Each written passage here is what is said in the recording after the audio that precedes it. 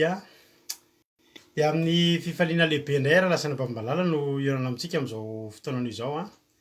Dia tonga indray ny fotoana izay rahantsika atao anatin'izao fandarantsika. Vavaka fiembenana izay rahanao amin'ny fandarana andramika izao a, ny aky radio a, ny aky média ary ny mpikambana ato anatin'ny vavaka fiambenana. Dia fiadana tompony eo amintsika tsirairay avy a, dia matoky sy mino aho fa salama tsara daholo indray a isika rehetrarehetra izay tonga eto a amin'ity androany ity. Ny fahitako azy taty a, ho an'izay afaka miconfirmer anahy, tsy haiko na rahalahy tojo a na ranam-pahaviana tafiditra voalohany teto a, fa mizara roa mantsy ny écran-ko ato a, dia tahiny tompo manokana rahalahy tojo a, dia tahiny tompo manokana koa ranam-pahaviana, Maholy Faly, tahiny Jesosy, Jonathan, Angela Io, ary TCR, Rolianisy Tojo Mikael, Angela Io, Terir Albenja, ary koa Tsiry Amboaramiel, Aimé Manambotso, Tahir Mario, Faly Raheritovo, Itody Rahonoso, Asinaranay Varson, tahiny tompo daholo Andonina Suzelle, Fleur, Aimé Manambotso, Zo Hit, androany vitako izany Zo dia YT zany a, tahiny tompo ianao a. Dia tahiny tompo ihany koa Ranavavy Soameva, Marie Gilda, Erika, mbola tsy Erika Raka io fa Erika samy hafa. Dia Filana Rakoto, dia tahiny tompo Erika Raka, izay vao tonga Erika Raka. Dia anam-pahaviana Eliana, tahiny Jesosy tsika rehetrarehetra. Raha androany ianao vao tonga eto koa dia faly koa zay miarahaba anao eto a, tonga soa ianao a. Amin'ny fiadana tompony eo amintsika tsirairay avy izay rehetra mandray an'izao fandarana izao dia tsy ny fandarana ihany anie no raisinao fa ny fahasoavan'Andriamanitra ihany koa dia amenao anao sy ny tontolonao ny ankonanao ao an-tranonao ao a. Dia fiadana tompony eo amintsika tsirairay avy. Misaotra anao ary za dia teny anao fa tsy tonga fotsiny eto ianao fa misy raha ilan'ny tompo anao a. Vero Selina, Rodine Marie, tahiny tompo a. Tina Malala, tahiny Jesosy, Alleluia. Angela Io. Milohan'ny zavatra rehetra aloha dia ataontsika hivavaka ho an'izao fandarana izao ary za dia teny anao fa raha tonga eto ianao a, hiarakantsika amin'ny adiny iray sasany eo a, hihaino hira tsika, hihaino vavaka tsika, hihaino torotentsika, hihaino famelabelarana tsika, hivavaka hatramin'ny firenena rehetra tsika mivavaka androany a. Za dia teny aminao fa tsy taka ny idiranao teto, ny voanao teto androany fa ahery ianao raha maharitra hatramin'ny farany. Noely Fanto, Marie-Jo, tahiny tompo isika rehetrarehetra. Milohan'ny zavatra rehetra aloha dia andao aloha tsika hivavaka tsika ho an'ny fandaharana. Andao ampiarakintsika eo am-pelatanan'Andriamanitra izao vavaka izay ataontsika izao a, izao fotoam-bavaka izay ataontsika izao a. Dia andao ho ampandrosoantsika ny anababintsika Angela Io avy any Chine indray ny vavaka fanombohana izay ataontsika amin'ity androany ity. Alleluia. Dia tahiny Jesosy ary tsika rehetra dia miverina eto tsika rehefa avy eo ampiarakintsika am-pelatan'Andriamanitra izao fotoana izao a. Angela Io anao ny fitenenana, tahiny tompo. Tahiny tompo pasteur, tahiny tompo koa tsika rehetra satria izao andron'io izao hiara hivavaka avy hatrany ary tsika hanomboana fotoanantsika androany. Ry Tompoandriamanitra rainay tsara fo indrindra izay any an-danitra, mbola faly midera misaotra sy mankalaza anao izahay. Misaotra Tompo no fitiavanao anay tsirairay avy, nandaminanao ny fotoananay indray nahatongavanay amin'izao vavaka fiambenana izao. Era sy laza no tolotrainao Tompo ray malalanay eo, satria tianay tokoa ianao, nahafahanay na namboatra ny fotoananay dia avy aminao izany. Nahafahanay miatrika izao fandaharana izao Tompo, dia ny fitiavanao anay tsirairay avy izany. Mankasitraka anao izahay ary mangataka aminao hatrany ho an'ireo namanay sy ireo havanay, ireo fianakavianay mpiara-mivavaka aminay izay mbola miomakomana any an-dalana any Tompo.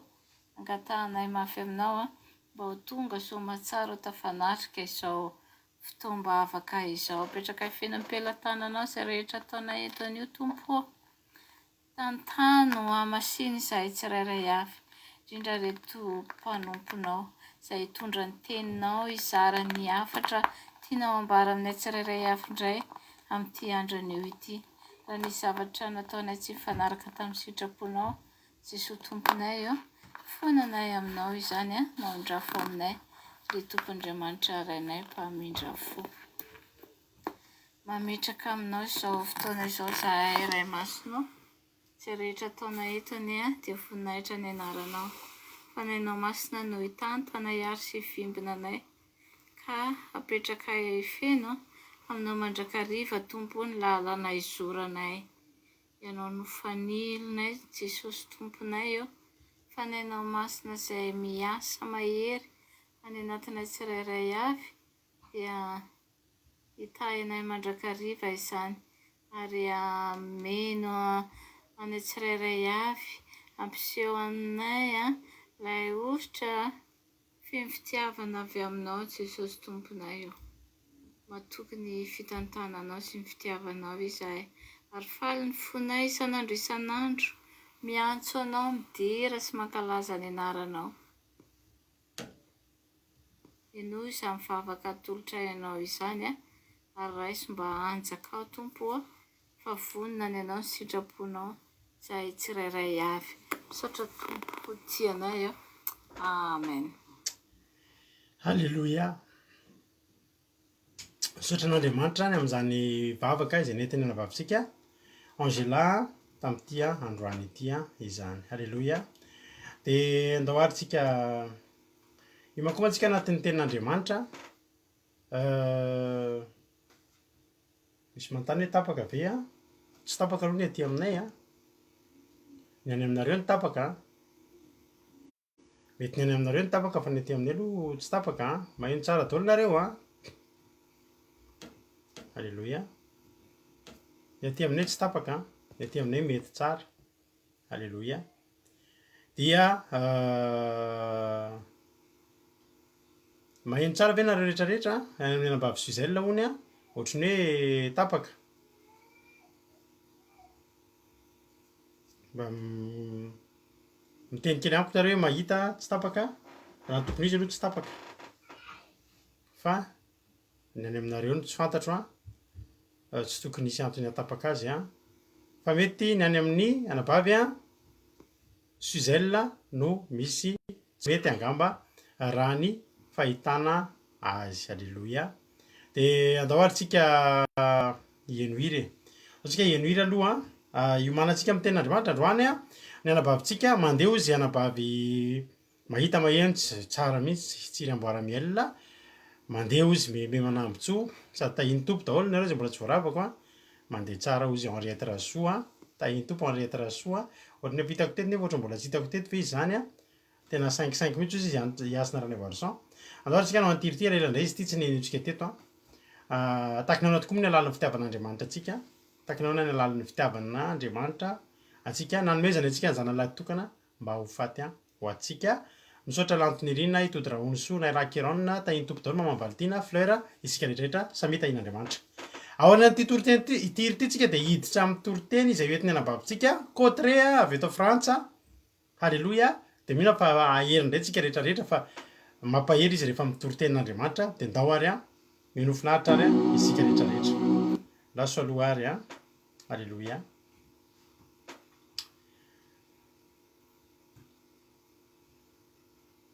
eny ary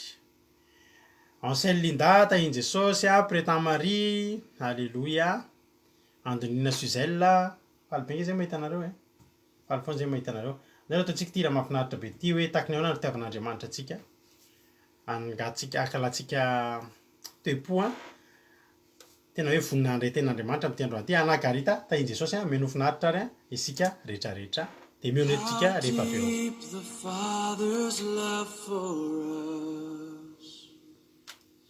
How vast beyond our measure that he should give his only son to make a wretch his treasure. How great the pain of searing loss. The Father turns his face away as has wounds which mar the chosen one. Bring many sons to glory.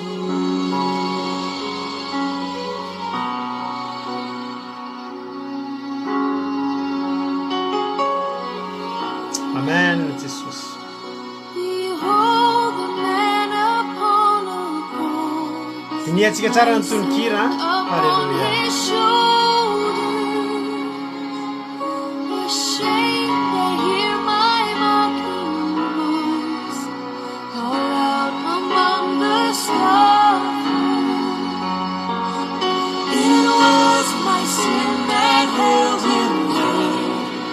Until it was accomplished, His dying breath has brought me life. I know that it is finished. Efa vita ny famonjena asy anao. Sotra Jesosy. Halleluja.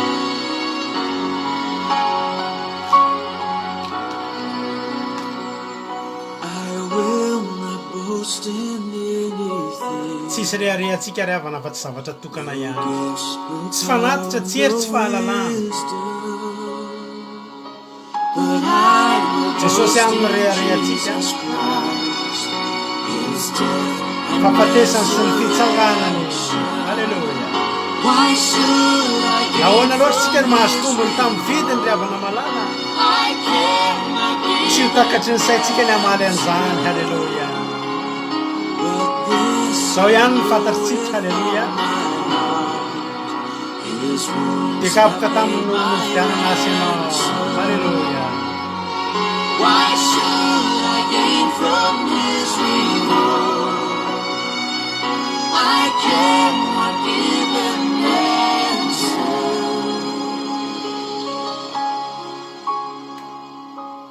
But this I know with all my heart, His wounds have paid my ransom.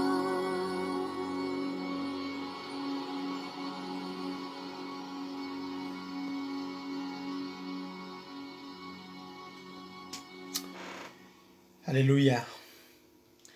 Hira pasika reny fa alefatsika androany. Halleluja. Matetika pasika ny fiainotsika ndreny iny hira iny raha tiany anabavy-linday iny hira iny taloha ianao mbola tsy nairaka taminay teto tamin'izany. Raha tadidinareo zay efa teto iny no feokirantsika zao goodness my goodness of God no lasa fond ny fandaratsika. Fa iny taloha ny fond ny fandaratsika tamin'ny 2000 tamin'ny voalohany loha hafa. Dia tany amin'ny tamin'ny 2000 fin 2018 2019 tany hoany dia iny foana indray no fond ny fandaratsika tamin'izany. Dia zao indray izy efa niovan'ilay anankiray tsara be hitanareo isan'andro iny dia rehefa aneriana indray dia hosolotsika hafa indray tsika momezakitsika manao manome aina ny fandaratsika dia ataontsika tolo hoe novoninahitran'Andriamanitra. Halleluja. Dia anisan'ny hira tena mahakasika izy iny dia mba nezahana mivadina dika tao anatin'ireny rehetrarehetra ireny. Zay no ela fa mino fa tsy mbola misy tsy voarabaka raha soerinaina zao mbola tsy voarabaka tahiny Jesosy izy koa maolo faly efa narabaiko olo karaza mandihy mbola tsy narabaiko zoko vaviko Halleluja. Tsika raha koto tahiny tompo dia mahereza daholo ro lianisa isika tsirairay avy. Zay no ela fa andao tsika tonga dia ian'ny ten'Andriamanitra sy vidiny ny vidanan'i Jesosy ianao fa vidiana lafo ianao io ny vidiana lafo tsika io andao tsy hamidy tsony. Halleluja. Aza amidy tsony fa mafy tamin'i Jesosy ny vidy antsika fa tsy mora. Halleluja. Mafy tamin'Andriamanitra nafoy an'i Jesosy mba hividanana antsika. Halleluja. Dia mahereza daholo isika tsirairay hitanareo amin'ny YouTube reny ny titran'izy iny how deep the love ino amin'ny titre mampino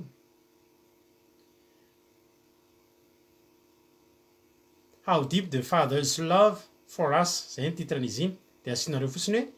andramboka izao de hitanareo le tononkira le misy clip misy andikateny izay nataonay iny How Deep the Father's Love for Us zay ny titran'izy iny dahary hitra amin'ny ten'Andriamanitra avy hatrany tsika iaraka amin'ny anabavy côté tahitopary isika rehetrarehetra de mianofinaritra miarabantsika tsiraray zay tafavoreto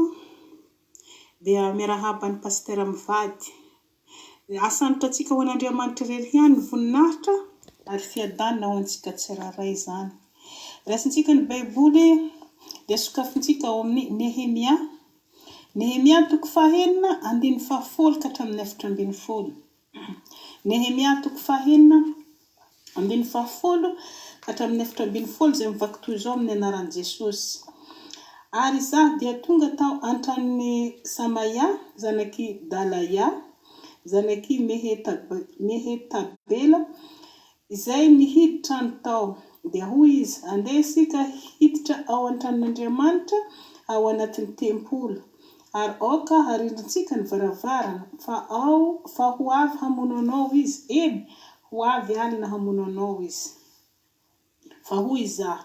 moa ny lehilahy tahaka tokoa handositra va ary iza ny olona tahaka no mahazo miditra ao amin'ny tempolo ka ho velona tsy hiditra ao ary hitako fa indro tsy Andriamanitra no naniraka azy fa nilazany faminaniany izany hamitahany ahy izy satria nitambazany Tobia sy Sanbala izany no nanambazany azy mba ampatahitra hanaovako izany ka hanitako dia hahazoany teny ratsy hanaratsina ny soramandry ny naharetan'ny Nehemia havitana ny manda na dia fatratraza hetidratsy nataon'ny fahavalo teto zany nisy lehilahy anankiray Nehemia izay nanangana manda izy dia nanao vavahadiny Jerusalema dia teto zany izy ampanaovina ilay vavahadiny Jerusalema dia nisy zany ireo olon-dratsy ireo fahavalony zany izay mitsangana foana mamahavalo ny asa ataony Nehemia zany moa lehilahy tena matahotra an'Andriamanitra izy ary lehilahy tena manam-pahamasinina zany Nehemia ary tsy mivadika amin'ny fanekeny izay nataony teo amin'Andriamanitra dia nitsokonokonina reto Sanbala, Tobia sy Gasema dia harabo sy ny namany dia te hanapotika ny asany Nehemia nefa moa Nehemia lehilahy marina lehilahy mitsangana amin'ny fahamarinana dia naniraka zatoviny zany Sanbala sy Gasema hitondra taratasy ho any amin'ny Nehemia dia nalefa tany amin'ny Nehemia izy ireo nanatitra taratasy milaza fa le sositra amin'ny Nehemia zany ny mpanjaka zany ny fiampangany le komandiny Sanbala sy Gasema teto hoe sositra aminao ny mpanjakan'i Jerusalema mpanjakan'i Juda koa oka hajanonao zany le asa ataonao fa mo tsy mety ny ataonao satria anao hono hanao mpanjakan'i Juda zany no fambaralainga ny hentiny nampitondrasiny reto lay zatoviny zany nefa mo Nehemia lehilahy marina izy ary tena mifony mihitsy zany nanaovany lay vavahadiny Jerusalema tsy mba nanao zavatra diso izy fa tena amfony tanteraka ary tena fitiavana an'Andriamanitra nanaovany asa teto ho antsika zay manatriketo zany isika moa olona nifidian'Andriamanitra zany isika zany olona efa nalan'Andriamanitra tany anatin'ny lafika ny ezina nampahitan'Andriamanitra ny fahazavana nampahiratiny zany masontsika ka dia oksika zany hijoro tsara eo amin'ny fanompoana fanarahantsika ilay Jesosy Kristy zany. Tsy ho voahozonkozony olombelona zany atsika eo amin'ny fanarahantsika dian'Andriamanitra zany. Mijoroa tsara tahaka ny nataony Nehemia teto. Tsy voaelingely ny reto olon-dratsy reto Nehemia, fa nijoro tsara izy. Niezaka zany reto olon-ratsy reto hanakivy Nehemia, miteny lenga zavatra tsy marina, nampatahotra Nehemia.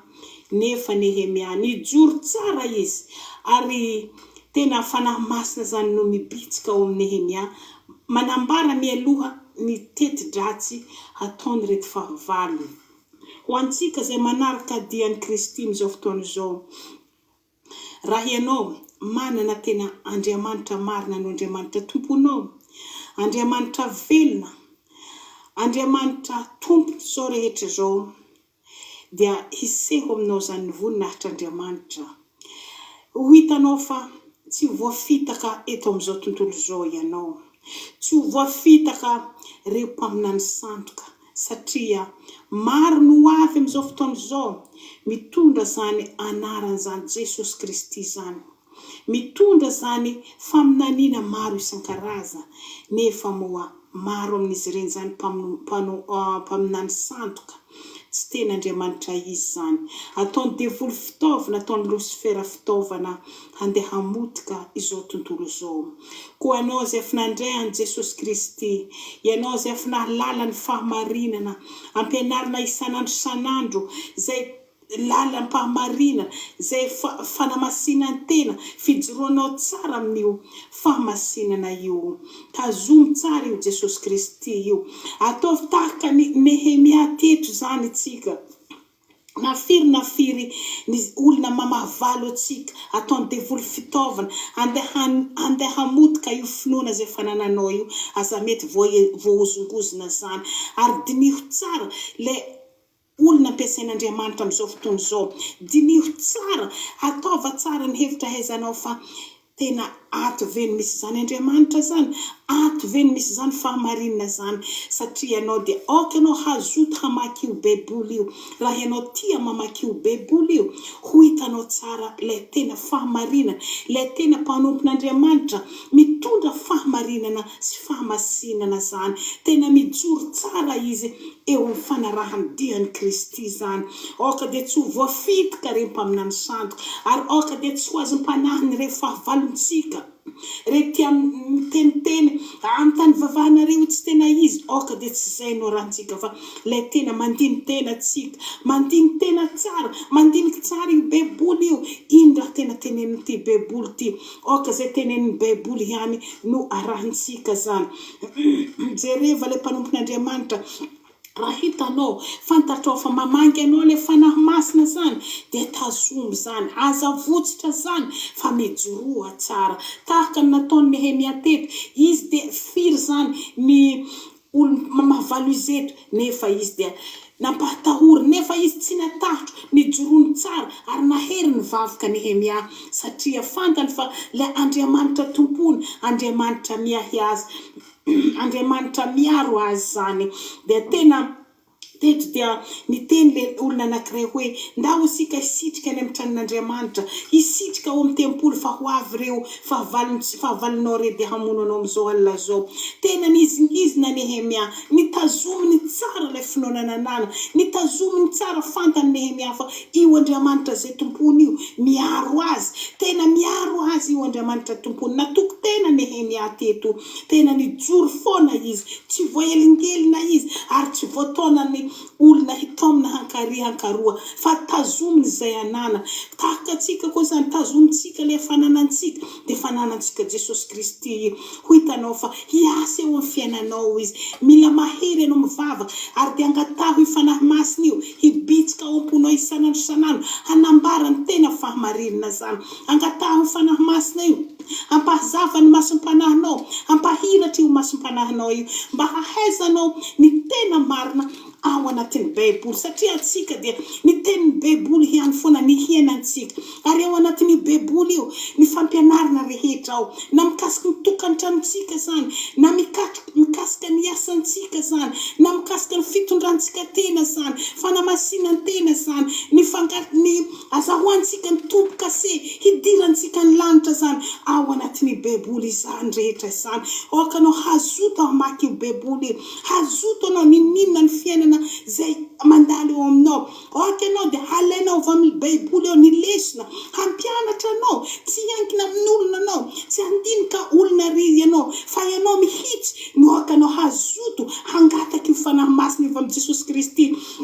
hampianatra anao, hanazava, hampahiritra io masom-panahinao io, mba hahatonga anao hahita zavatsoa ao anatin'io Baiboly io. Aza atao fitaovana eo an-trano foana io Baiboly ry avako aby, mazotoa mamaky io Baiboly io, fa ho hitanao hiseho aminao le voninahitr'Andriamanitra, hiseho aminao Jesosy Kristy, ary fanahy masina mihitsy no hampianatra anao anatin'izany. Teto Nehemia tsy misy olona nahozongozona Nehemia, tsy misy olona nihenony Nehemia tena afa-tsy le Andriamanitra, natolony teo anatrehana ayoana mivavaka izy, natolona n'Andriamanitra zany Sanibala zany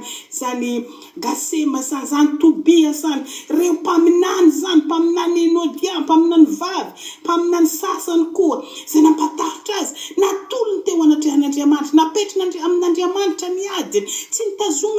nitazominy zany ady zany, fa ny anjara Nehemia nanolotra zany eo anatrehan'Andriamanitra teo amin'ny Jesosy Kristy. Nehemia dia nangina izy, fa tsy izy ny tompony ady, fa le Jesosy Kristy ny tompony ady, le Andriamanitra tompony ny tompony ady. Fa anjaran'ny Nehemia dia nanohy ny asa adidy amin'andraikitra zay nataony zany. Tahaka izany koa atsika, henointsika tsara ny feon'ilay fanahy masina, tazomintsika tsara io Jesosy Kristy io ho velona ao anatintsika, satria isika zany dia tempoly tiany atsika, olona fidiny atsika, matoy izy nandatsika ny rano tiany ianao tiany za, hamonjy atsika izy, hanesotra atsika ny amin'ny faharatsiana. Ohatra dia tsy hitodika gauche et droite, tsy hitodika ankavia sy ankavanana ianao, fa mijoroa tsara, tazomy izay anananao io, azy miankina amin'olona, azy manontany olona isanandro eo amin'ny zavatra andalovanao raha mandalo ady sarotro anao, fa raisy ny Baiboly dinio aiza ny teny zay ahitako fananarana, fa ao no ahitanao teny soa, teny fafinaretana, ary ahitanao teny mpahamarinana, zay teny zay tena mamy indrindra zany, dia alatsaho anatin'ny fonao le teny hitanao amin'ny Baiboly, hampianatra anao, hanandratra anao, hanitsy anao isanandro, ninona ny ady atrehinao, apetraho eo amin'Andriamanitra, apetraho aminy ny adinao, ho hitanao fa hiseho aminao zany Andriamanitra zany, hiaro anao izy, hitantina anao izy. Teto dia Nehemia zany vita soamantsara le vavahadin'i Jerosalema tao anatin'ny 12 andro, dia vita ny manda, satria nijoro tsara Nehemia, tsy misy olona nandalo teo, satria tsy niheno fambarany reto mambara lemga, reto mampatahotra, tsy nahoan'ny Nehemia zany, tsy ny rahirahiny zany, fa lay Andriamanitra ny tompony foana ny henony. Ohatra isika zay efa manana mpanompon'Andriamanitra, zay manambara atsika sanandro, manitsy atsika, manambara teny mamy amintsika, reso zany. Raha anao tsy mahalala atsika, azontsika notaniagna zareo, satria izy ireo no nataon'Andriamanitra fitaovana, hitondra atsika, hananitra atsika eo amin'ny toerana ananantsika zany fahamasinana tena zany. Dia aoka tsika tena hijoro tsara, dia ho hitanao fa hiseho aminao zany Andriamanitra zany, hiseho aminao zany heriny zany, fa ny angatahiko dia ny hijoroantsika tsara amin'izany fahamasinana zany. Aza matahotra, aza misalasala isika manatona ireo mpanompon'Andriamanitra, zay hitanao fa tena mijoro tsara izy, tsy mandeha ankavia sy ankavanana, fa manaraka iny lala marina zay nomen'Andriamanitra, ary mafakafaka tsara io Baiboly io. Azo voafitaka eto amin'izao tontolo izao, azo voafitaka ny mpaminany sandoka, azo voafitaka ny fanahy tsy izy, fa tondranao any amin'ny helo zany. Zao efa tongotra ny andro, dia ataovao anatin'ny eritreritrinao isanandro, efa akaiky Jesosy, efa akaiky, afa nitongotra avy an'i Jesosy, raha zay no saintsainao fa hitanao fa hanam-pahatahorana anao, na dia anao hanota aza dia matahotra zany, satria sao dia hanota kely anao, dia andeha dia hinona zavatra tsy araka ny sitrapon'Andriamanitra ianao dia matahotra anao sao dia miverana amin'ny helo satria mety tsy ho hisy intsony ny famelan-keloka. Zany mahanao ampalahelo tenin'Andriamanitra amin'izao fotoana izao. Mijoroa tsara, diavy tsara io lalam-pahamarinana io dia ho hitanao fa hanam-piadanana ianao ary ho hitanao fa seho aminao ilay voninahitr'Andriamanitra. Hitahy ianao izy na amin'ny lafinina na amin'ny lafinino zany fa ny Baiboly dia sabotra roa lela hoentinao hanomina ny ady rehetra trehinao zany. Io no tena tsara fitaovana sabatra hoentinao hiady amin'ny fahavalo ary hoentinao hanananao fahamasinantena dia avy eo fampianarana avy ao anatin'ny Baiboly zany. Raiso io, ampanjakao io ary ampihary eo amin'ny fiainanao zany. Ry havako aby, aokatsika samby handiny tena hijoro tsara zany, tsy ho voafitika tsika fa mandiniha tena ianao fa tazomy zay fananananao. Raha mbola ianao zany mbola mirorosena aza misalasala ahtsio ny fiainanao. Raiso ilay tenin'Andriamanitra, raiso fa io ny sabotra roa lela zay maranitra ary mampitsatoka tenin'Andriamanitra mitsatoka ao am-ponao. Ho hitanao fa Andriamanitra dia seho amin'ny fiainanao. Hitahy ianao izy sanandro sanandro ary tsy mba miamboho izy fa tena miatrika ianao foana satria fantany ianao zanany ianao, olom-boafidiny ianao ary nalefa ny zanany lahy-tokana zany dia nividy ianao tamin'ny rano lafo zany. Tazomy zany, hajao izy aokanao hiankohika ao anatrehany isanandro sanandro dia ho hitanao fa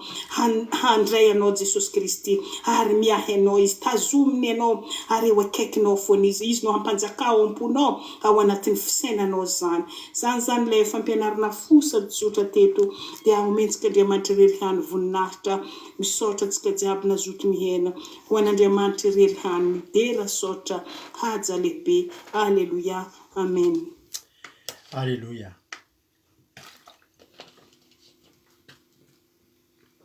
Saotra betsaka ranabavy kotre. Alleluia. Tena nisotro rano kely mihitsy aloha talohan'ny toriana teny fa tena mafana mihitsy meno ny tori-teniny. Alleluia. Saotra betsaka anao fa tena alleluia. Tsy azo laviny. Alleluia. Fa mampahery zany tori-teny zany. Ary tena misaotra betsaka anazy satria hitanao mihitsy hoe ho anay efa zatra meno tori-teny dia hita mihitsy hoe tori-teny tsara homana. Dia tori-teny ny ampy vaky Baiboly ary ny lohavana vavaka. Rehefa meno tori-teny anao dia to dia efa azonao foana hoe zany ny atao hoe tori-teny tena tsara homana zany. Mahafinaritra, mirehatra isaorana azy zany ary misaotra anareo koa mampahery azy satria raha ampaherezinareo izy nareo misaotra anazy io dia mahatonga anazy mahery dia anao tsaratsara kokoa indray ao aoriana. Ka misaotra betsaka ranabavy kotre dia tongava amin'ny ambony indrindra ho ampiasain'Andriamanitra foana anie ianao. Alleluia. Nehemia toko 4 andininy 10 hatramin'ny 14 14 kama no nivakin'ny anabavitsika tamin'ity androany ity. Nehemia moa tena tafalatsaka mihitsy izy faliray heritovy zany ranabavy kotre tafalatsaka tao anaty mihitsy hono zany ny tori-teny. Tena marina zany mahafinaritra sady tena ao anatina hafanampo dia misaotra. Nehemia moa dia zanaky ny lehilahy atao hoe Akalia ary izy io dia mpaminany ary naindresana azy io voalohany dia tany Sosana dia izy io mpitondra kapoakan'ny mpanjaka atao hoe Artaxerxes. Alleluia. Artaxerxes dia mpitondra kapoakan'io. Fa nampiavaka ny Nehemia dia izao ry havana malala. Nehemia dia olona tena nisaina foana ny asan'Andriamanitra. Alleluia. Alleluia. Tena hoe anisan'ny olona tena narary azy mihitsy zany asan'Andriamanitra zany ary narary azy mihitsy zany hoe Jerosalema izany. Rehefa rava Jerosalema dia nahantra mihitsy ny olona tafajanona tao. Tanàna rava tsisy ninninina ohatrandreny hoe Syria am'izao fotoana zao reny zany na hoe any zao mitovitovy am'zany de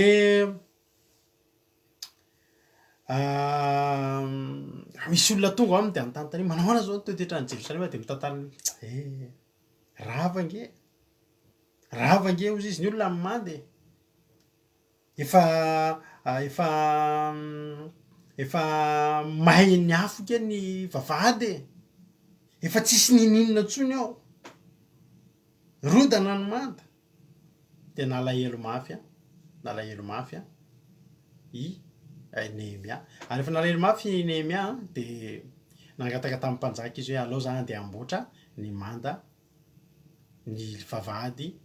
isay rava ao a Jerosalema dia nitendren'ny mpanjaka ho gouverneur izy tany Jodia zava-dehibe zany zay nafahany nahazo alalana hanao ny manda de izy vao tonga mivela atao Jerosalema izy de tsisy zavatra masaka atao andohany afa-tsy ny hanao ny manda andatsaka ny vavahady satria fantatry Nehemia fa anisan'ny zavatra lehibe voalohany de ny fiarovana manodidina. Aleluia, nisy fotoana moa tsika efa nitory an'io teny io ihany de tonga de ny masoany nanao ny manda de rehefa nanao ny manda izy dia tsy ampy zany fa mila atao ihany koa ny vavahady. Manda tsy misy vavahady de mitovy ihany amin'ny vavahady tsy misy manda. Ny tranonao zany raha asinao vavahady vy be fa tsisy manda de avany ny vavahady miditra ary raha asinao manda avo be fa tsisy vavahady dia zava-poana ihany koa zany fa dia tafiditra ihany koa ny fahavalo. Ary za koa te hampahery anao androany ny fiainam-panahinao jerijerevo ny manda. Ny manda de zao miaro ny tanàna. Ny manda de zao manda manodidina ary raha ny ampahany ihany no misy manda de zava-poana ihany.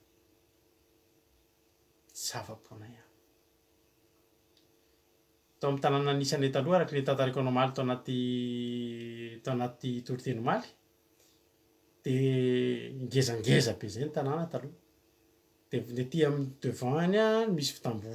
briky efa manomboka midina any ambany any de efa tsy vita tamboho briky tsony fa efa le hazo zava-maniry reny sisa atao ohatry ny lasa fefy de avany no ny olona miditra rehefa anao latsak'alina ao an-tanàna. Zany hoe Nehemia tsy ny manorina ny tanàna aloha tsy ny nanorina ny tempoly aloha no zava-dehibe taminy ny ravana malala. Zava-dehibe ny fanorenana ny tempoly. Ilay tempoly efa rava zany. Efa teo ny tempoly dia efa rava. Fa ny zava-dehibe indrindra de zao ho ahorona ihany io. Fa ny tsara voalohany aloha de ny manao ny manda sy manao ny vavahady am'izay fotoana zay afaka miasa miadana tsy misy manelingelina manorina ny tempoly indray. Androany zany te hiteny aminao asio fiarovana aloha manodidina anao. Be dia be ny olona eo amin'ny fanompoana an'Andriamanitra de zao maika be mihitsy ny olona anao an'le tempoly. Ao amin'ny tanàna Jerosalema de misy ny tempoly eo ampovoany misy ny tanàna manodidina de misy ny manda. Be dia be ny olona manao zavatra mifanohitra amin'ny Nehemia rehefa anangana indray. Rehefa anangana indray ianao ravana malala de zao ny tsarovy efa misy tempoly ao anatiny ao. Halleluia. Fa ny zavatra tena tsara atao indrindra voalohany de ny manisy fefy manodidina. Mba tsy ahafahan'ny fahavalo miditra intsony. Mba tsy ahafahan'ny ny devoly miditra manana anjara ao anatin'ny fiainan'ny olona de ny fefy aloha no atao voalohany. mandeha miadana ny fanamboarana ny tempoly ary ny fanamboarana io tempoly io mandra-piavin' Jesosy de tsy ho tapitra de isika ny tempolin'Andriamanitra. Alleloia. Ny fanompotsika an'Andriamanitra ry havana malala tsy misy fetrany ary tsy misy hoe vita efa tena mety tena tsisy kanina ntsony efa tena tsy fa isan'andro sika mandroso de mamboatra mandroso de mamboatra. Niza tsy misy an'izany hoe mpanompon'Andriamanitra tapitrohatra ka hoe efa vita tsisy ninona amboarina ntsony fa nampanompon'Andriamanitra 50 taona nitoriana teny azy ianao mbola mitrandraka ianao mbola mamboatra ianao mbola misy amboarina ianao mbola manatsara ianao. Zany mahatonga hoe tsika mpanompon'Andriamanitra tsy misotro ronono zany. Halleloia. Iny le tempoly amboarina misy fanatsarana foanao. Ny fitoriteny am'izao tsy mitovy amin'ny fitoriteko tamin'ny 10 taona lasa na tamin'ny 5 taona lasa ary fantatra fa tsy ohatry zao afaka 10 taona lasa fa an'iny misy zavatra amboarina foanao. Alleloia. Ny fanamboarana ny tempoly de mandeha ao aoriana. Aza mbola maika averiko foana ty teniko ty aza mbola maika nisy eo afisy aloha amboary aloha ny manta. Ilaintsika ry havana malala le tempoly mijoalajoala ny tonga de tiantsika hitan'ny olona. Za averiko aminao foana zao ny any fomba fisainako mitovitovy am'izao Nehemia zao. Tahaka ny tenenin' Jesosy ry havana malala fa ny manorina trano eny ambony vatolampy sarotra tsy mitovy amin'ny manorina eny ambony fasika. Ny manorina eny ambony fasika tsy sarotra ho amin'ny manorina eny. Maka marito be fotsiny ao de kapokapohana ny hazo de miletika sa tsy zany de miletika any ambany any de ohatrany efa mitazotazona. Manao trano falafa zay skoto taloha manao hutte efa tsy mitondra ino izy ty tsy mitondra trano lay de mamboatra trano zay skoto zay. Ampanaovy skoto ny ankizy raha tianareo mba maly zao fety natokana ho an'ny skoto adiniko na nisy sariny tamin'iza skoto fa alefako ihany rehefa ao aoriana fa nanao skoto hatramin'ny mbola kely zay. Mahatonga an'iny zany mahatonga ny olona tena mihetsiketsika fa tsy mipetrapotsiny ny olona nanao skoto hafa to de fantatra hoe nanao skoto ty olona ty tsy very mandeha zay izy mba mihetsiketsika fa tsy le mipetrapotsiny reny tsezatsiaritra iny. Fa ny manorina trano eo ambony fasika mora fa manorina trano ny ambony vatolampy tsy mora fa sarotra fa ary elaela vao vita ny ambony vatolampy. Na ny mitondra ny hazo miakatra eny fotsiny na mitondra ny fitaovana miakatra eny fotsiny tsy mora. Ny olona le rehefa manao finition ianao mbola vao mandavaka fototra tsy mora. Fa zao ry havana malala ny tanjona tsy ny havitanao trano aingana fa ny iorena ny tranonao. Ho avy ny rika ho avy ny rivodoza fa raha eny ambony fasika ho hainao hita de melo fotsiny nisy trano fa mialatsiny aminao fa tsy hita io rehefa avy eo. Fa ny eny ambony vatolampy elaela vao vita fa tsy miozongozona intsony io mandrakizay. Za mampianatra anareo foana fa ny fototra ny zava-dehibe tsy maiky tsika. Zay zao ahetretinao atao amin'ny groupe ato atao amin'ny groupe ato zao de zao tezainay mihitsy ireo ankizy ireo. Misy any ankizy indraindray te hanao zavatra hoe ohatran'ny nataonay zao hoe manomboka manao zavatra rery fa tsy de tsara zay. Ny ankizy ato aminay de tezainay anisy fototra aloha be de be mantsika tonga de maika hoe andeha hanao toriteny amin'ny Facebook fa rahalarady manao tsara zay fa zao alolo ny faka mamaky ny coco de ny fakana coco sandrandrahaka be any ambanin'ny tany hatrany lavitra be any coco hitanao iny le coco lavalava kely de ry ambony ery mekely any fa ny fakany iny ary iny ela be rehefa zay mahatonga ny olona miteny andeha ambony coco ela be izy vao hiverina ny dikan'izay na mety tsy hiverina mihitsy fa ny coco rehefa ambolenao ela be iny vao maniry fa ny any ambany any aloha mamakaka any ambany any sandrahaka any ambany any fa coco nke eny amoron-dranomasina eny kininina nge atao eny vao mitsoky ny rivotra iny de mienjera fa coco tsy mienjera zany eo izy satria maninona ny fakany tena mafy be ry havana malala za manoro-hevitra atsika eo amin'ny asan'Andriamanitra andao aloha asiana faka aza mbola maika ianao am'le tendromboa am'le tempoly mijoalajoala be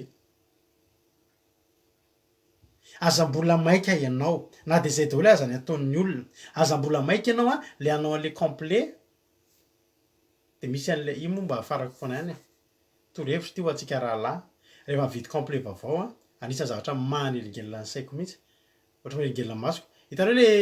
le zavatra kely eto le ohatry ny etikety kely eto amin'ny palitao eto iny tsy natao atsika fa natao ampivarotra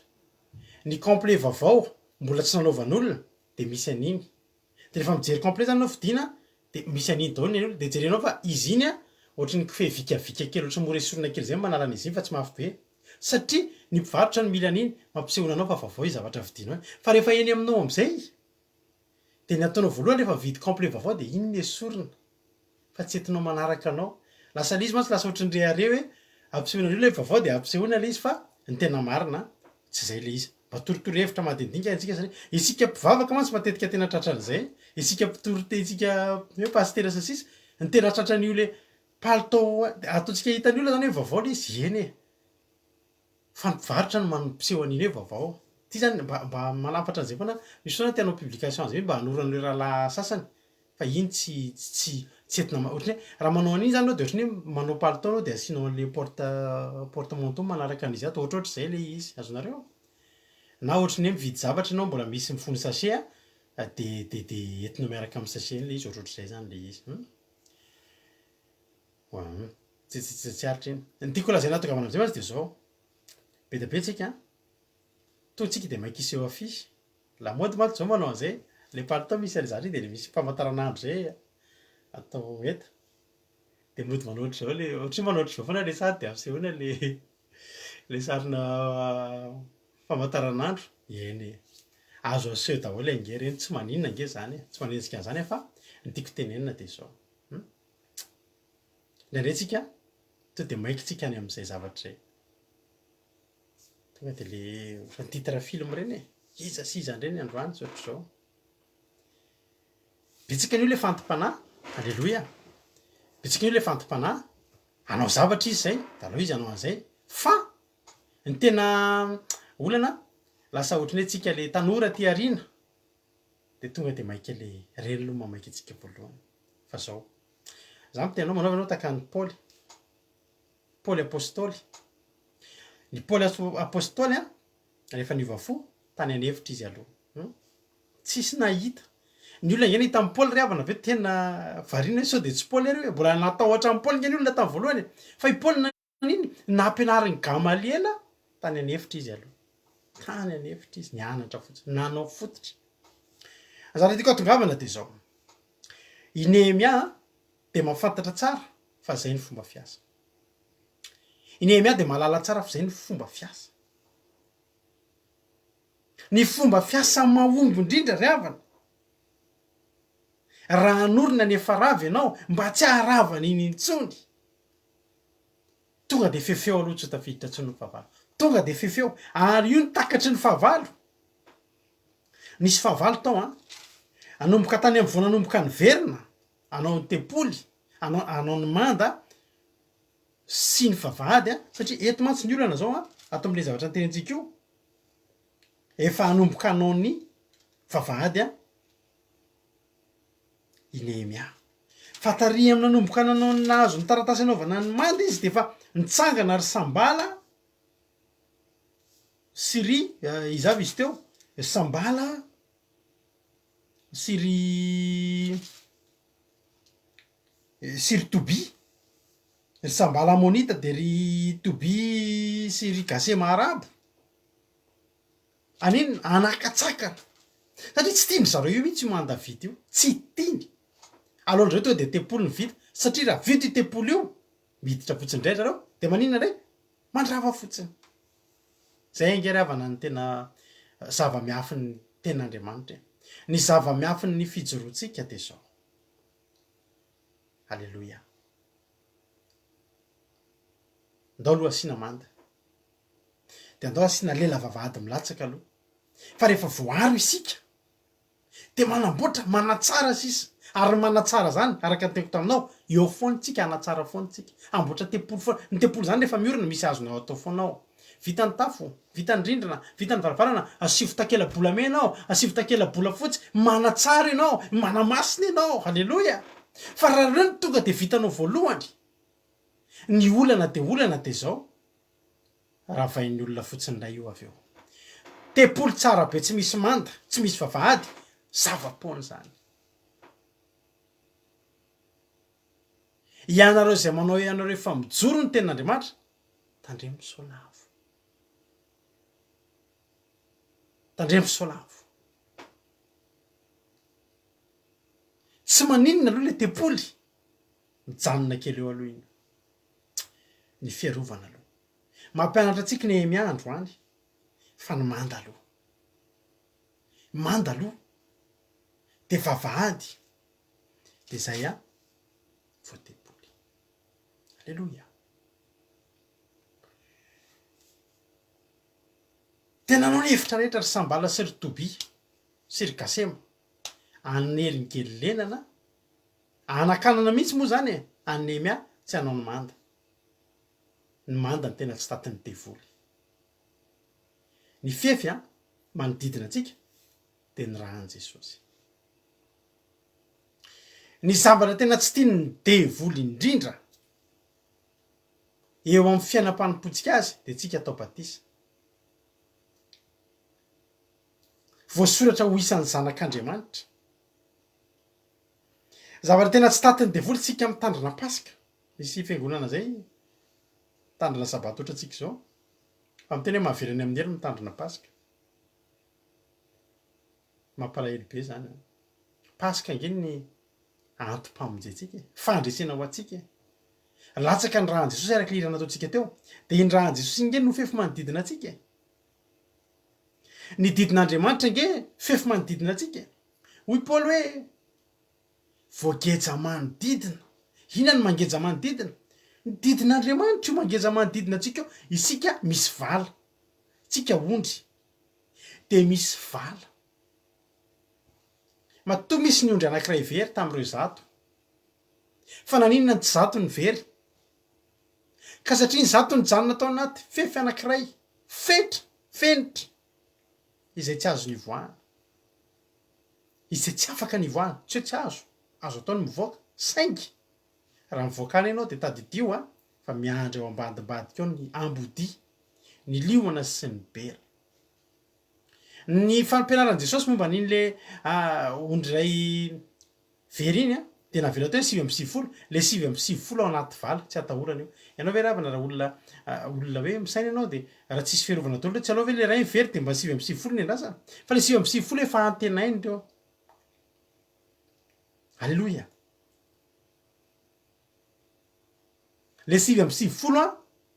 alleluia efa antenainy reo ny 9:50 ry havana malala efa ao anatin'ilay efa voageja reo voageja manodidina inony reo didin'Andriamanitra reo le mitenitsika aza manao an'izao ny vala de tsy fefy akory ny vala azo ataony mivoaka ao afaka tsy mitandrina didin'Andriamanitra ianao zay zao mitenanao hoe andeo tandrina sabata de zany hoe zay tsy tandrina zany aza minina zava-badiny zay tsy tandrina zany fa mamefe anay zany azo atao mihitsy no mivoaka am'izany saingy matony tedavina le ondry ray very satria very izy halleloia zany izy hoe very nefa eo tsy mila tediavina fa very matoa tediavina amboariny mandanao andro mety io zany efa mety zany fanompoko zany efa mideran'Andriamanitra efa mitory-teny efa mahay mivavaka efa fa zao asio manda fa raha vao tsisy manda ianao de miditra fotsiny ny sambala sy ry toby sy ry gasema de raha vainy ny tempolinao de sasatry ny manangana ianao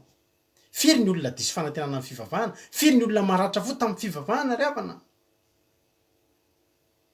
satria maninona tsy misy fefy de maratra foana de disy fanantenana de menjera foana raha vain'ny olona foana zay fanitsangana firy zay olona anteneko zay hitako zay za tsy anompanandre za tsy anao asan'andriamanitra ntsony manino izy manao niny raha vainisay sambala sy ry tobi sy ry gasema indray izy zay fa Nehemia tsy azony am'izany ary teto de zao nanao ny hevitra rehetrarehetra izy areto ny tokony hitandrimantsika rehetrarehetra nanao ny hevitra rehetrarehetra ny sambala sy tobi sy ry gasema anyheriny a tsy vitany mihitsiny tsy resiny lahatra mihitsiny i Nehemia naniraka olona efa naniraka olona fanindiminy sambala nampitahotra azy fa i Nehemia tsy nety kivy tsy nety natahotra any amin'ny 10 am'izay teto ny faraparany hevitra farany hitany sambala sy tobia ary gasema mba aninona andavonan'ny Nehemia rehefa tsy azony tany anatin'ny fandidina tany anatin'ny fampitahorana sy ny fampiororonana tany anatin'ny fanozongozonana samihafa fa mbola nijoro Nehemia de zao am'izay nampiasany hevitra indray hevitra pitaka ary ty hevitra pitaka ty no tiako ampitandremana antsika androany 10 amin'ny Nehemia 9 ary zao de tonga tao an-tranon'ny Semaia zanaky Delaya zanaky Metabela izay nidy trano tao iza mo zany Semaia izany Semaia zany de olona mpaminany izany Semaia zany de olona mpanompon'Andriamanitra izany Semaia zany de olona mpisorona zany hoe maninona olona tokony azo itokisana zany azo tokony ametrahana ny fitokisana zany le olona le voajerenao fotsiny de ozany hoe olona mivavaka zao azoko atao no mitoky am'izao sa tsy zany fa zao ry havana malala mila mitandrina tsika mila mitandrina isika zao zavatra teneniny andesika hiditra an-tranon'Andriamanitra ao anatin'ny tempoly ary ao karindritsika ny varavarana fa ho avy amono anao izy eny ho avy ny alina amono anao izy zany sambala tobia gasema tonga de niteny zany Semaia andao aingantsika hiditra ao amin'ny tranon'Andriamanitra zao ry havana malala raha ny tena marina inona moa tsy tokony hidiranao raha ny tena marina fa naninona moa tsy tokony tonga de neken'ny Nehemia izany zavatra zany ry havana malala voalohany indrindra mpanompon'Andriamanitra no miteny faharoa manarakaraka an'izany hiditra ao am-piangonana hiditra ao am-tranon'Andriamanitra inona ny tokony hisalasalana am'izany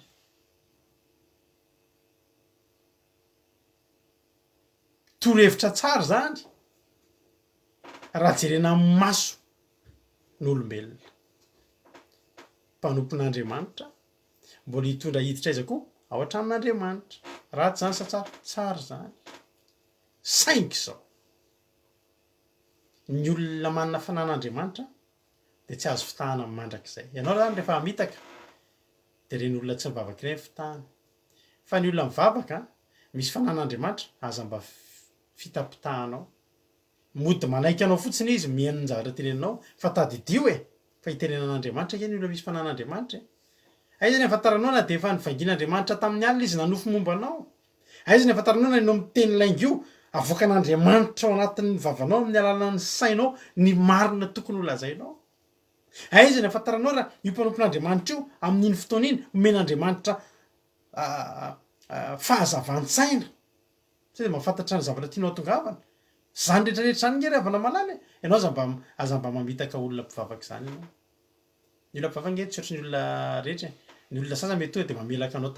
te amaina ohatra fa mpivavaka tsy miteny fa fantany zavatra tianao tongavana halleloia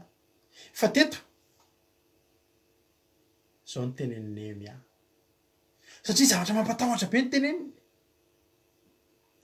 andaontsika hiditra ao an-tranon'Andriamanitra ao anatin'ny tempoly de rindritsika ny varavarana fa ho avy amono anao izy de ho avy amin'ny amono anao izy androany alina tokony tonga de mikorapaka de marina tokoa zany tato fa andao aingana andao isitrika zao ny tenen'ny Nehemia tiako ty teny ty ary misy fotoana nytorena izy ty tsika 10 loza mono lehilahy tahaka tokony andositra fa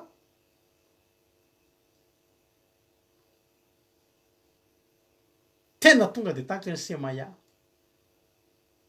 tsy de mivalian'ny Néhémia fa za ty moa aminao iza ahoana fijerinao anaty lehilahy tahaka anaty ve tena tokony atao matran'izany ha ary zao izy Néhémia tamin'ny Semaya ianao zany inge ohatra nitady hamitaka anary zoky iza moa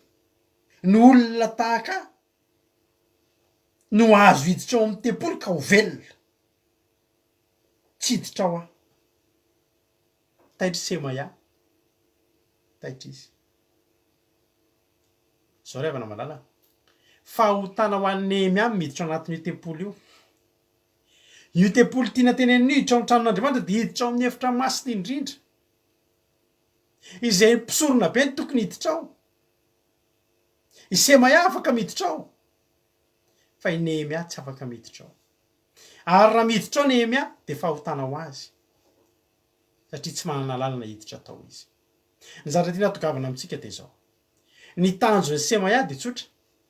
ny ampanotany Néhémia fotsiny zay andry satria rehefa manao zavatra tsy sitrapon'Andriamanitra eo Néhémia de taka nazo ny zanak'Israely hatram'izay ka hatram'izao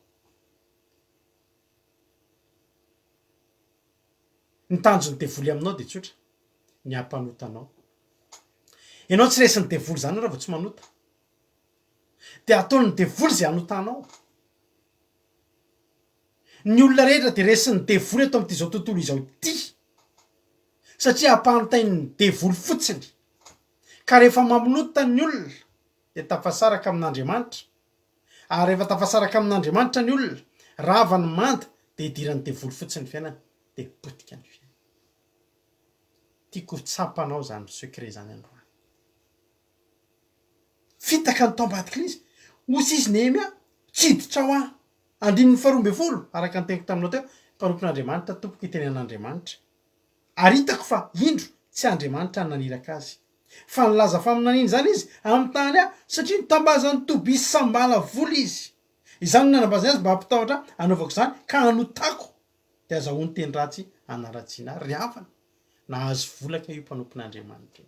nahazo vola ry havana malala nahazo vola nahazo famatsim-bola nahazo kado avy any amin'ny sambala sy tobisy gasema ilay mpisorona ilay pastera ilay mpanompon'Andriamanitra misy zavatra nasehoko taminareo tato amin'ny gropy misy pastera ray zay any Afrika ngeza be zay izy boky nozatra be zay izy de izy io manao fifanarahana amina kalanoro io kalanoro io de manana rano mino efa nahitan'izay daholo nareo misy fotoana zaran'izay tato amin'ny gropy de efa fako le sary satria le vidéo satria misy tohana be nareo nahitan'le izy fa mampatahotra zany horonan-tsary zany zavatra tena misy zany Gugu ny anaran'ilay kalanoro de ny olona tsy mahafantatra misy izy rehefa mivavaka ao anaty fotoam-bavaka ao ny olona mieritreritra amin'ny anaran'i Jesosy fizy migonongono de amin'ny anaran'i Gugu ny anaran'le fale Andriamanitra de ina zavatra ataony toy ny teny olona de entiny atao batisa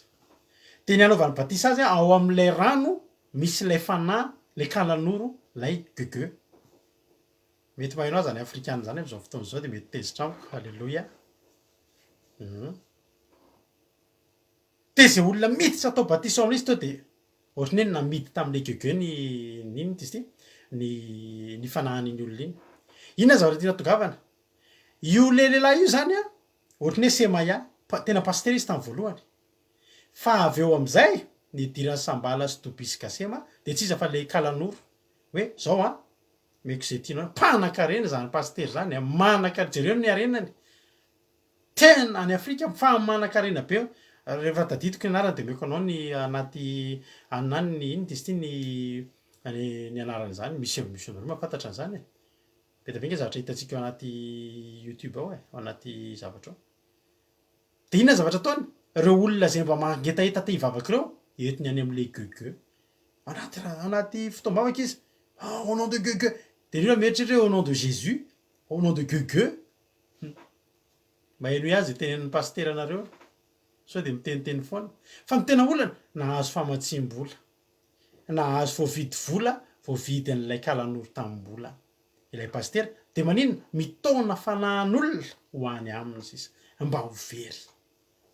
riavana malala ny tanjony devoly aminao de ny ampanotanao fotsiny fa rehefa manoto ianao Jeremia 4:3 takeva kitsika zany teny zany Jeremia 4:3 5:3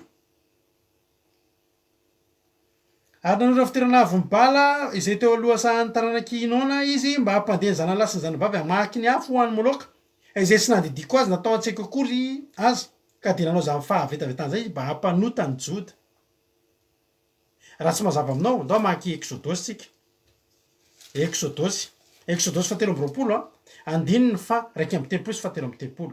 ary hatramin'ny ranomasina mena ka hatramin'ny ranomasin'ny Filistina nataoko fahatananao ary hatramin'ny efitra ka hatramin'ny ony fa hanolotra mponina amin'ny tany eo an-tananareo ary androaka azo eo alohanareo aza manao fanekena aminy na amin'ny andriamaniny ianao tsy honiny eo amin'ny taninao reny fa ndrao hampanotanao amiko fa raha manompo andriamaniny ianao de fandrika aminao tokoa zany misy olona mody tonga eo aminao takany Sambala sy Tobia ary Gasema sy Semaya tonga eo aminao ny tanjony aminao de ny hampanotanao fotsiny Moizimby io ny anaran'le izy Moizimby zay mihitsy anaran'le vidéo nalefako iny afaka jerinareo zany io teneny anavavy ihany efa tsy netadidiko moa izy fa izy natadidy azy de jereo amin'ny YouTube rehefa aveo iny lehilahy iny tsy pastery iny tena Jean satanika tena mpanompo ny devoly tena miaramila ny satana mitondra fanahin'olona de jereo rehefa raha zakany sainao mijery an'izany jereo nge le olona atao batisy vao miditra ao tsika atao batisy to de torotoro fo tonga de lasa masina fa ny azy jereo to de idirina fana ratsy le olona de ina zany zavatra tiako atongavana aminao ny tanjony devoly de zao ny ampanotanao fotsiny vao manoty ianao ravany manda na tepolo mijoalajoala taky ny ahoana ianao rava fotsiny manda miditra ny fahavalo tsy nanaiky niditra tao izy satria fahotana ho an'ny Nehemiany miditra ao amin'ny toerana zay tokony tsy idirany de ny ao amin'ny efitra masina indrindra zay tsisy afa-tsy mipisorona be ny miditra ao riavana malala mitandremy anao am'izao andro faran'izao mitandremy anao am'izao andro faran'izao fa betsaka ny Semaya izay karamainy Sambala sy Tobia sy Gasema am'izao fotoana izao manala ny fon'ny olona amin'Andriamanitra mampanota ny olona mampianatra ny olona n'olo Andriamanikafa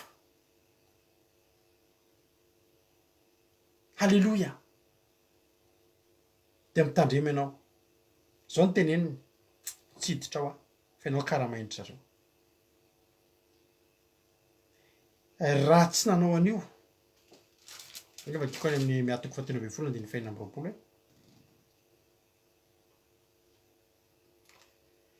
Solomona ravana ny anisan'ny fanjakana nampahendrena indrindra tao am-baiboly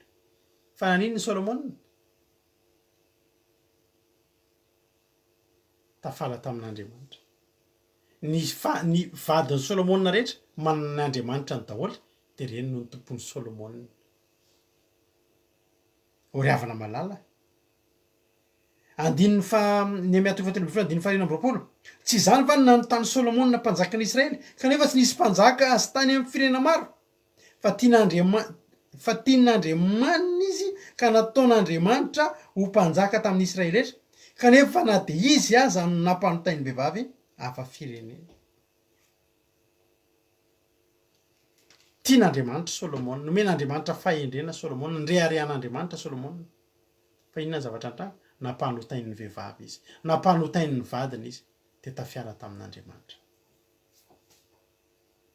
manao ianao taka ny Nehemia aza manaiky ho ampanotainy Semaya ianao araka ny teny anabavy koatre jereo ny baiboly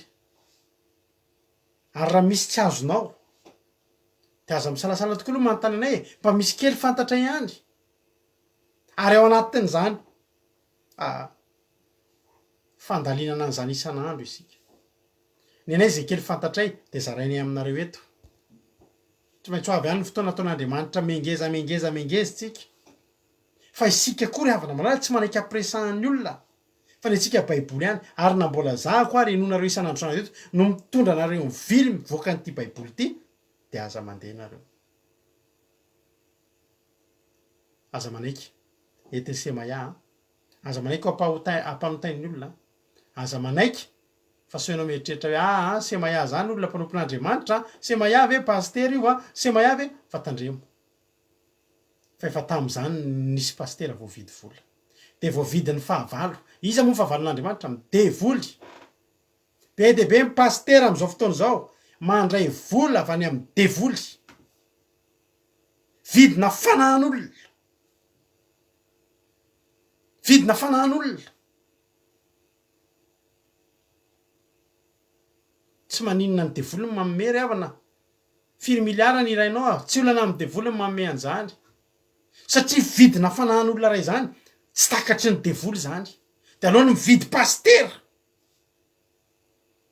de mampianadiso ny olona de mitondra ny olona mivoana fa ianao aza manaiky an'izany ny zavatra nafinahitra tokoa 2:20 andro vitany manda tsy nanaiky Nehemia raha tsy tafalatsaka hatrambavady lany ny laingany Sambala sy Tobia ary Gasema Semaya moa efa niala maina rahateo vitany tempoly vitany manda tafatsangany Jerosalema mila mitsangana ianao ry Jerosalema mila miorina ianao ry Jerosalema tianao Jesosy mila vavoarainao zay afatra zay androany ny fanontaniana ataony de zao rehefa misy mampitahotra anao be de be ny olona mampiroranao amina zavatra izay ohatriny hoe tsy ho vitan'ny Andriamanitra de mitaritarika anao anaonao foana tsy ry havana malala androany de zao fotsiny teneninao mony lehilahy tahaka ava tokony andositra ianao sy tokony andositra zany ao aminao ny herin'Andriamanitra men'Andriamanitra anao ny fahalalana maherezy ianao aza manaiky vilivily ny sainao voaka ny baiboly no GPS atsika amin'ity fanompotsika an'Andriamanitra ity de tsy mivoaka ao isika naroviana manomboka androany sokasokafo ny maso efa misy pastera voavidin'ny devoly hitondra ny olona any amin'ny fivilian-dalana de anjaranao ny mandinika sy mitandrana de Jesosy ny ataovy eo anoloanao andro aman'alina maherezy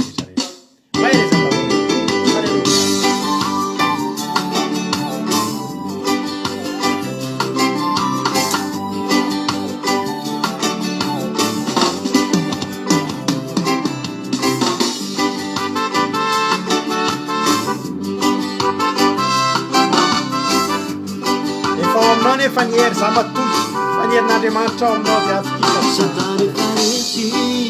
tsy avelatsika anjakazaka zanak'Andriamanitra ianao anitsaka medarana raminao Jesosy ino no mampana raminao ny hery tsisy mampatahotra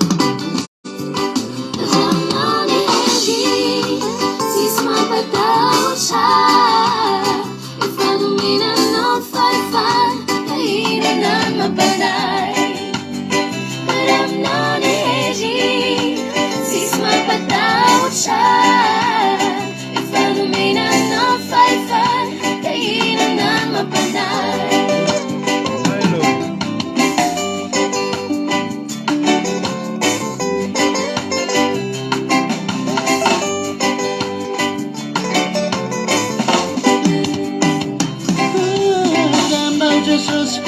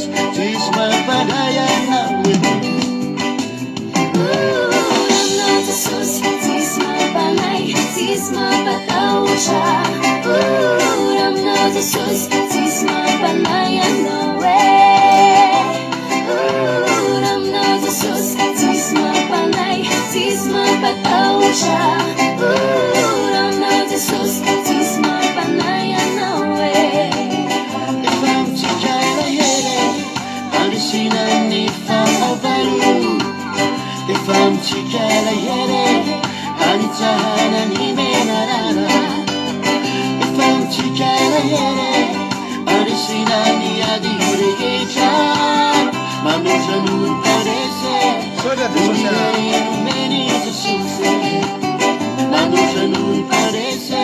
aetra no mpanresy anao soja Jesosy tsisy mampanahy tsisy mampatahotra raha aminao Jesosy vita ny mandanao tsisy mampatahotra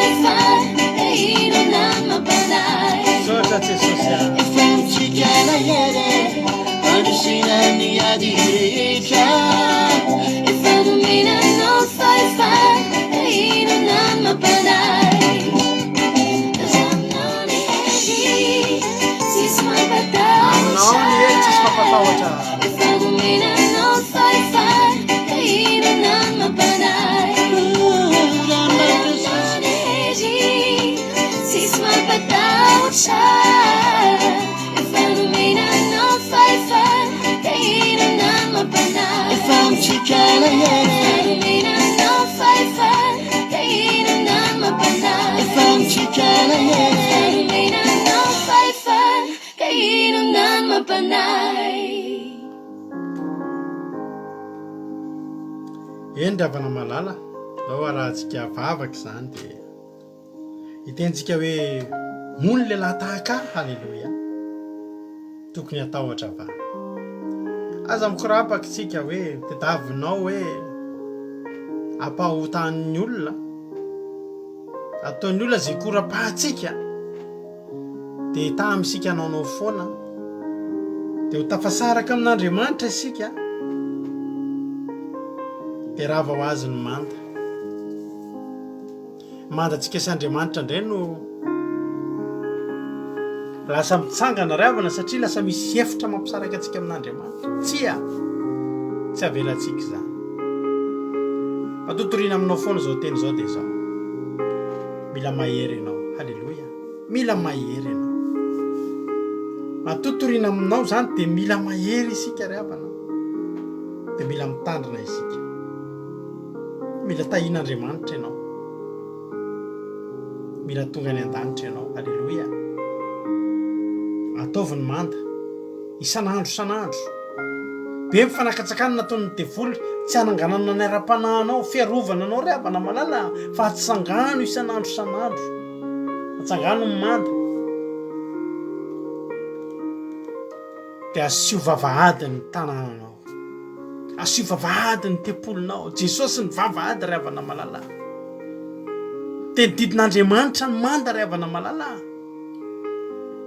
de voaro ny tempolinao ho voaro tsy miverin-dalana zany ianao tsy resy zany ianao tsy tafitohany zany ianao halleloia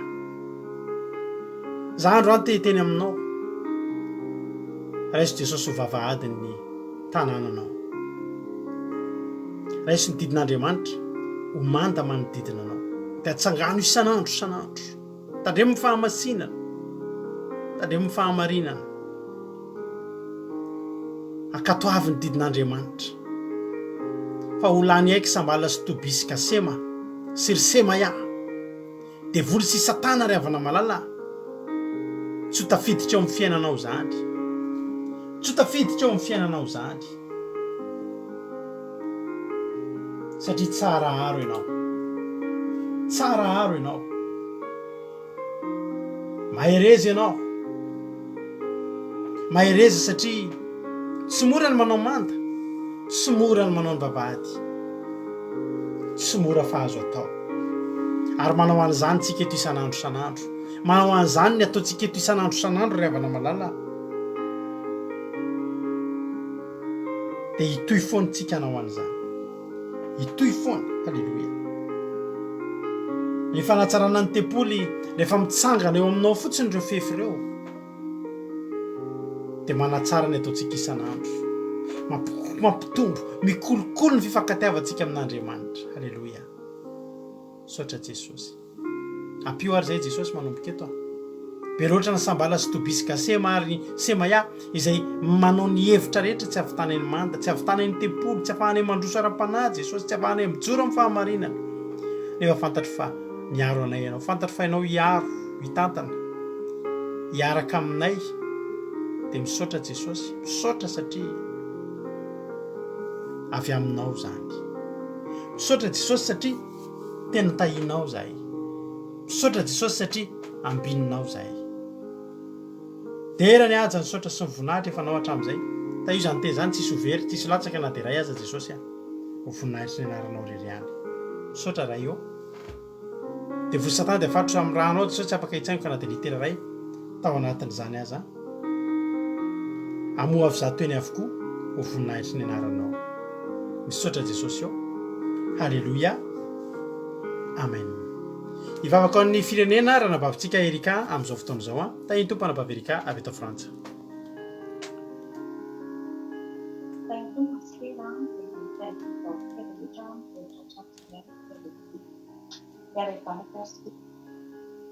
Andriamanitra tsara indrindra mbola saotra sy midera ary mitakatsika satria mbola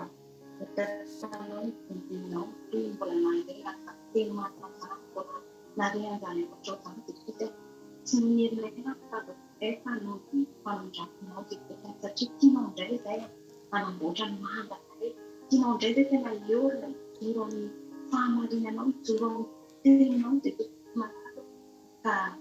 indreky izay Jesosy manantona anao mitototo Jesosy malaza dia tena mandeha amin'ny ala fahamarinanao, mandeha ala fahamarinanao ary tena amoko anao hatramin'ny farany mijoro amin'ny finoana izay Jesosy malaza ka mitandrina amin'ny fahamasinanao ary tombo an'izany fahamasinana anatin'ny Jesosy dia ampianaritra izay Jesosy tena hoe ampianaritra izay Jesosy tena hoe andeha amidalanao ka indreky izay Jesosy terizo mandrakarivo, terizo amponay izany teny izany mba tena hoe amoha aty anatinay Jesosy malala ahafahanay manatanteraka ny didinao, ahafahanay manatanteraka ny asanao sy ahafahanay mijoro mandrakarivo amin'ny fanofonanao. Misaotra Jesosy malala tamin'izany tena tondrainao mpanofonao izany satria tena mampiorina anay, mampianatra anay, manita anay, mampahely anay indray ahafahanay tena manofo anao tanteraka Jesosy dia angatahanay ndranao dia mananao manda fiarovana ty Jesosy malala dia mananao hoe varavarana miaro anay amin'ny fahavalo Jesosy satria be ny fahavalo amin'izao tontolo izao, be ny fahavalo amin'izao andro farany izao Jesosy dia izany ranona izany angatahanay toetra mandrakariva anay fonay tsirairay avy dia nena izany teninao izany fa tena toetra ty anatin'ny fonay izany tena izany tsy toetra fotsiny Jesosy fa tena hoe hotanterahanay tsirairay avy amin'ny fiainanay izany teny maninao izany Jesosy dia ankehitriny izay tonga mivavaka ny firenena indray Jesosy malala dia fantatrao ny firenenay tsy miafinanao ny firenenay ka mbola marefina araky ny ao amin'ny firenenay Jesosy mivavaka izay nefa mbola voadidina fahavalo ny temponay, voadidina fahavalo satria tsy miorina ny mandany vahoaka malagasy dia miangatahanay Jesosy dia ndrahanao naterotsaka ny firenenay izany mba ho manda-piarovana ny firenenay, manda-piarovana ny kristiana rehetra sy ny fiangonana ao amin'ny firenenay. Ampianaritra Jesosy ny fiangonana rehetra mba tena hoe mijoro amin'ny fahamarinanao, mandeha amin'ny fahazavanao Jesosy ary mitandrina ny didinao sy anamasy tena ny vahoaka malagasy. Kasiny ny fony vahoaka malagasy tsirairay avy Jesosy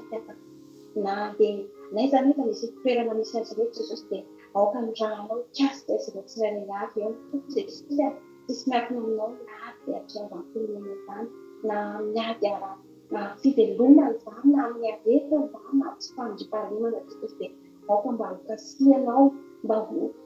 hokasianao fony vahoaka malagasy mba tena atoky anao hitodika aminao satria izany mahatonga ny ady maro samihafa ao, izany mahatonga ny fikorotanana tokantrano, izany mahatonga ny tsy fisiana ny fahantrana be ny tsy fananana ny aretina maro samihafa izay mampatapaka ao ny firenena io Jesosy dia tena angatanay rahanao anadio anasitrana ny vaovao malagasy ambaratonga tsirairay avy na amin'ny any toeram-pahasalamana izany Jesosy amin'ny tokantrano olona tsirairay avy izany Jesosy na any fonja Jesosy dia kasio fony ireny olona tsirairay avy fa mila anao ireny Jesosy mila mandeha amin'ny fahamarinanao izy ireny Jesosy malalo mila diovinao mila hositranao Jesosy dia nangatahako izany ranonao izany miresaka amin'ny tsirairay avy dia ny fanainao masina io koa Jesosy hikasika an'ireny olona tsirairay avy ireny mba hitodika aminao mba hiverina aminao akanjo manodidinao andeha fahamarinanao dia angatahako ihany koa Jesosy mba hitehidinao izay tsirairay avy eto izay miaino an'izany teny izany mba tsy hovery ato anatinay izany teny fa hipetra mandrakareta ato anatinay izany tenanao izany Jesosy dia raha andeha tsara keto Jesosy dia ny tenanay no tsara keto fa fanainao masina kosa anao fa hitaridarana anay hirotaka ny tokantranoilay tsirairay avy mba hampatory anay tsara fa fanay fondray dia atrehanay ilay pito sy ny maray vaovao dia apetraka teny ampelantananao izany vavaka izany Jesosy misaotra fa teraka soamatsara indray ny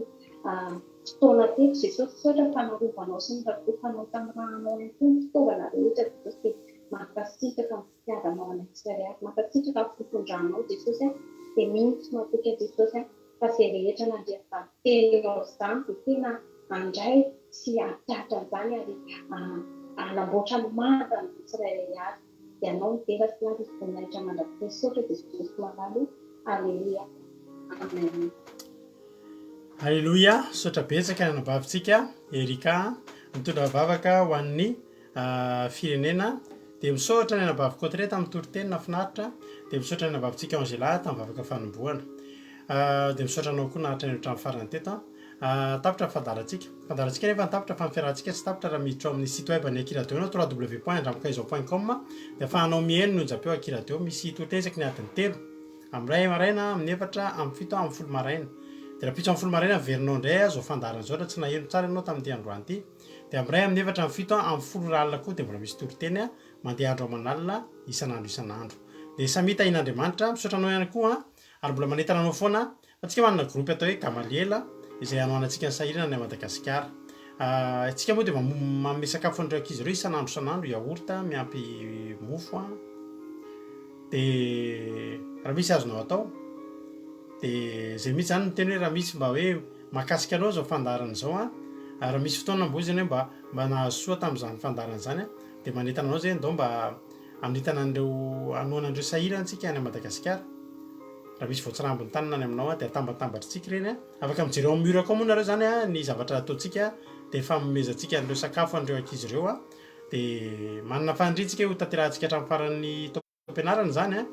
raha mbola misy azontsika atao ary ankoatra zany afaka omentsika mbola akanjo mafana ohatrany tamin'ny herintaona indray ireo tsy olan'izany raha misy ny ampelantanantsika dia ny avany amintsika ihany no tambatambatra mba tena hoe amezantsika voninahitra n'Andriamanitra ka dia mankasitraka misaotra anao dia raha piso indray tsika mihaona raha mbola tsy tonga any amin'ny rahalanitra Jesosy dia eo indray tsika raha piso raha tonga moa Jesosy dia rendez-vous ny amin'ny rahalanitra mahereza mankasitraka ny tompony ombantsika alleluia amen.